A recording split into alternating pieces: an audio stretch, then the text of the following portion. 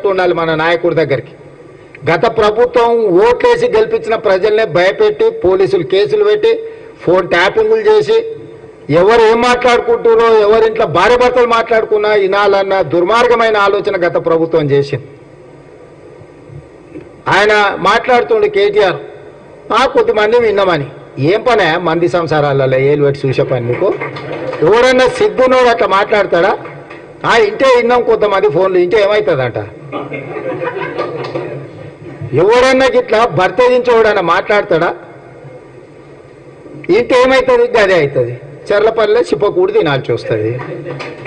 ఇప్పుడు వాళ్ళు చెప్పినట్టు ఉన్న అధికారులు ఈరోజు ఊసలు లెక్క పెడుతున్నారు. ఆయన అంతకంటే ముందే చెప్పినాం, వద్దురాని ఆయన వాళ్ళు దుర్మార్గులు, దోపిడీదారులు, దొంగలు, వాళ్ళ మాటలు విన్నారంటే మీరు జైలుకు పోతారు, మిమ్మల్ని తర్వాత తిరిగి కూడా చూడరని. ఇవాళ కేసులలో ఇరుక్కున్న వాళ్ళని అయ్యో పాపం అని కూడా అంటలేరు. వాళ్ళు చేసినాం ఇట్లనే చేస్తాం. ఎవడు మాట్లాడతాడు? ఊర్లలో ఆవారగాడు మాట్లాడతాడు, తాగుపోతాడు మాట్లాడతాం. గట్లనే చేస్తాం, మేము బజార్లో బట్టలు ఇప్పుకొని తిరుగుతాం. అయితే ఏందని ఊర్లలో అనరు? ఎవడంటాడు? తాగుపోతాడు తిరిగిపోతాడు అంటాడు. గట్ల మేము ఇట్లనే ఉంటాం. ఊర్లో ఎవరైనా పెద్ద మంచి పిలిచారా ఇది మంచిది కాదురా నాయన పద్ధతి మార్చుకో అంటే మేము ఇట్లనే ఉంటామా? ఏం నువ్వేంది నాకు చెప్పేది? సేమ్ కేటీఆర్ కూడా భర్తగించిన అచ్చో సాంబోతులాగా మాట్లాడుతుండు. దాని ఫలితం దానికి ఉంటుంది. కాకపోతే దాని ఒక క్రమ పద్ధతిలో విచారణ చేసి చట్టపరంగా చర్యలు తీసుకోవాలి కాబట్టి విచారణ జరుగుతుంది.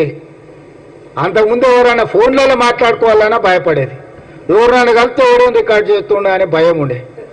ఇవాళ ఎవరైనా స్వేచ్ఛగా వాళ్ళ జీవితాలలో వాళ్ళు స్వేచ్ఛగా మాట్లాడుకునే పరిస్థితి రాష్ట్రంలో స్వేచ్ఛ తీసుకొచ్చినాము. ఇవాళ ఏదున్నా సచివాలయానికి వెళ్ళి మనం చెప్పుకునే పరిస్థితి ఉంది. అందుకే ఇవాళ